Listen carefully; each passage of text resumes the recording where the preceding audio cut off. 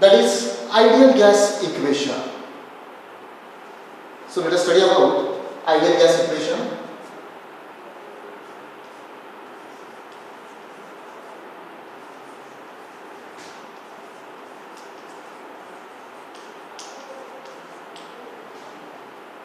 Ideal gas equation.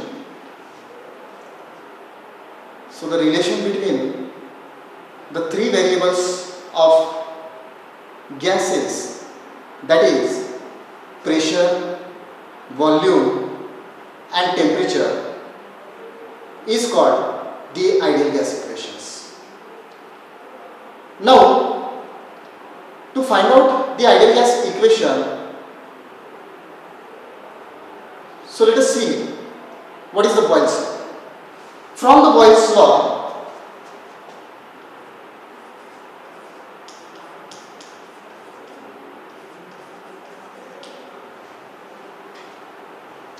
From the Boyle's law, we have the mathematical expression, that is, this Boyle's law can be expressed as mathematically V is inversely proportional to P. V is inversely proportional to P at a constant temperature.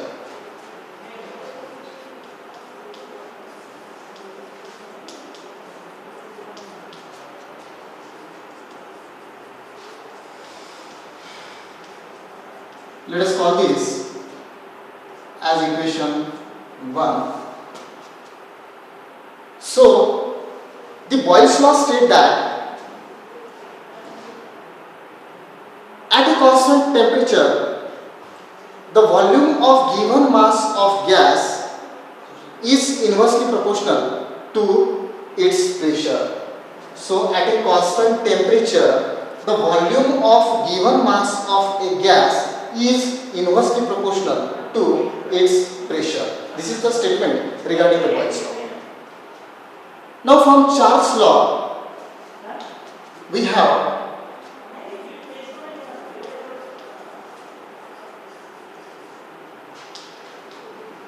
from the Charles' law, we can express this Charles' law mathematically. The mathematical expression for the Charles' law, we have V is directly proportional to T at a constant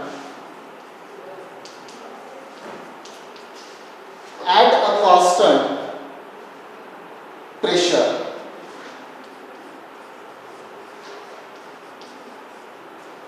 Let us call this as equation number 2. So what is the statement of the Charles' law? Charles' law states that at a constant pressure, the volume of given mass of a gas is directly proportional to its absolute temperature. So at a constant pressure, the volume of given mass of a gas is directly proportional to the absolute temperature. So we have these two equations here. Combining equation 1 and equation 2, we can write here V is proportional to T upon P. V is proportional to T upon P, or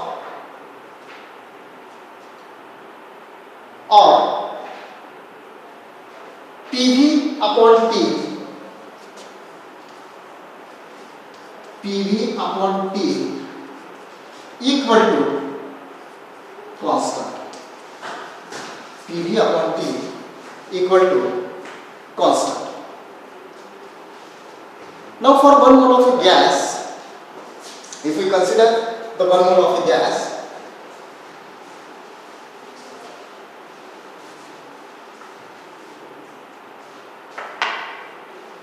for 1 mole of gas,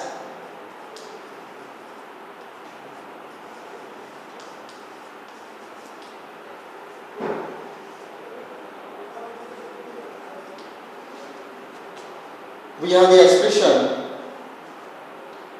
or we can say that for the 1 mole of a gas, the constant of proportionality is R. So for the one, if you consider the 1 mole of a gas, for this 1 mole of a gas, the constant of proportionality is R. So here we can write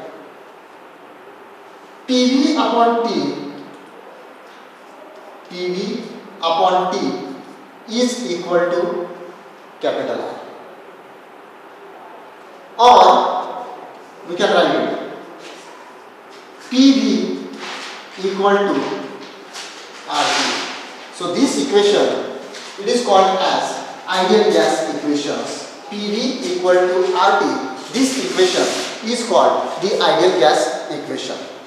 Now, if the given gas consists of n moles, so what happens?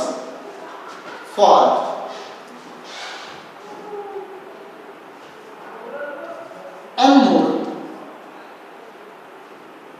n moles of gas,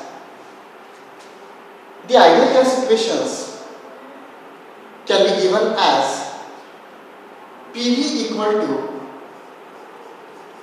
N into R into T. So we have this equation PV equal to nRT. This is also called the ideal gas equation.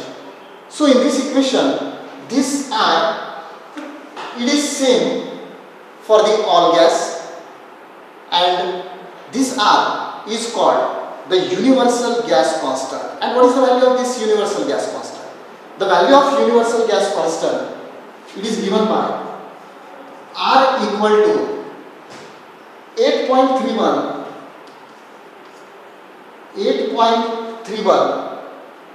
joule per Kelvin per mole.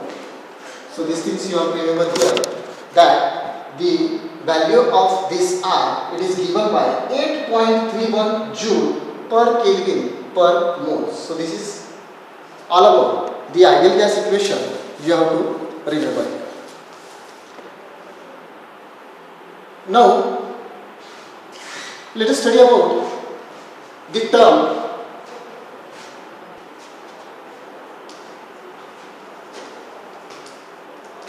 absolute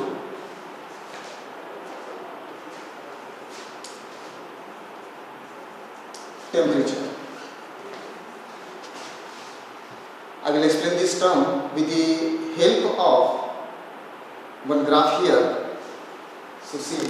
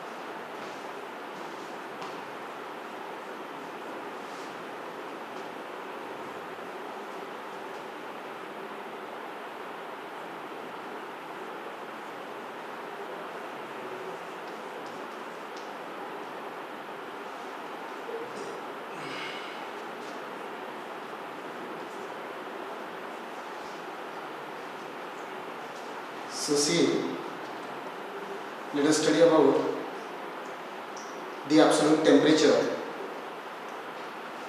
with the help of this graph. Here we have considered the three gases, gas A, gas B and gas C.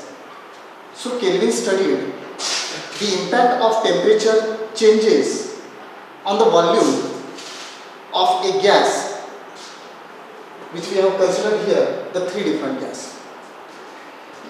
From this graph, we can see that as the temperature decreases, what happens? As the temperature decreases or reduces, the volume of a gas is also reduces for these three gases. What happens below the 0 degree Celsius temperature? So below the 0 degree Celsius, Kelvin extended these lines. Now see, we can observe that as the temperature decreases, the volume of a gas is also decreases. So what happens below the 0 degree Celsius? Below the 0 degree Celsius, Kelvin extended the line in the graph which cut the temperature axis at minus 273.15 degrees Celsius. When you extend these lines for these gases, we observe that this line cuts the temperature axis at minus 273.15 degrees Celsius. And this is the lowest possible temperature, which is called absolute zero temperature. So what happens at the absolute zero temperature? The first point you have to remember here that every substance in the nature has least possible molecular activity at the absolute temperature. Second point you have to remember here that the kinetic energy and potential energy of a molecule becomes zero at this absolute zero temperature. The third point you have to remember here that the internal energy of body is zero. So 3 important point you have to remember here. Now let us study about the Celsius scale. Let us study about the absolute scale or Kelvin scale. What is meant by absolute scale or Kelvin scale? So here we can say that the temperature scale that has its zero at minus 273.15 and the temperature intervals are same as the Celsius scale is called the Kelvin scale or absolute scale. So these things you have to remember here. Now let us study about the next article, that is the expansion of solids.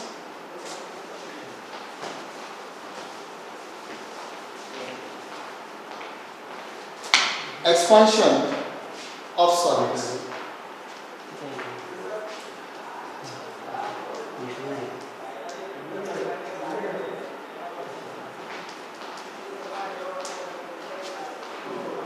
So here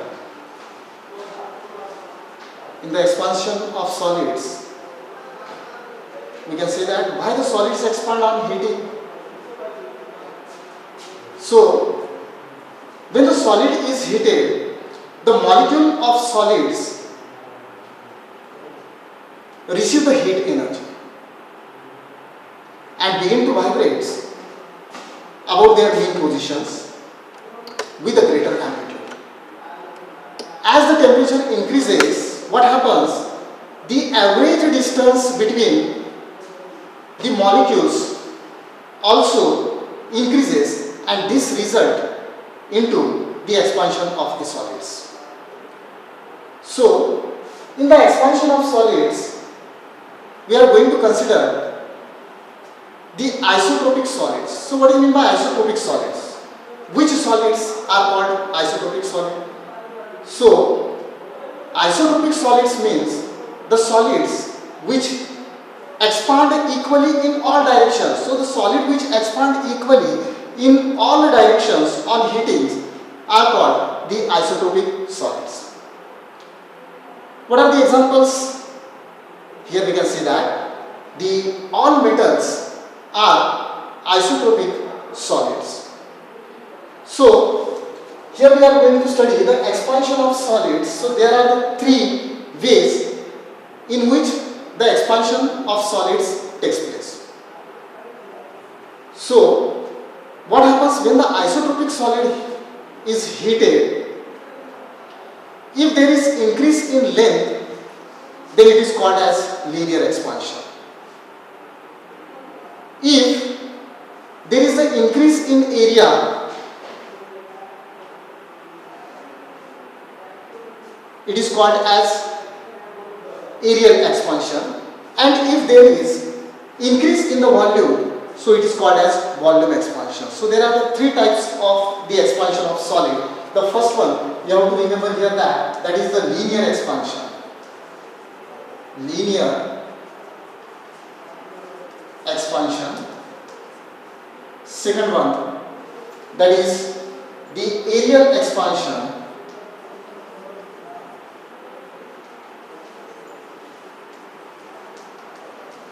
And the third one, that is volume expansion.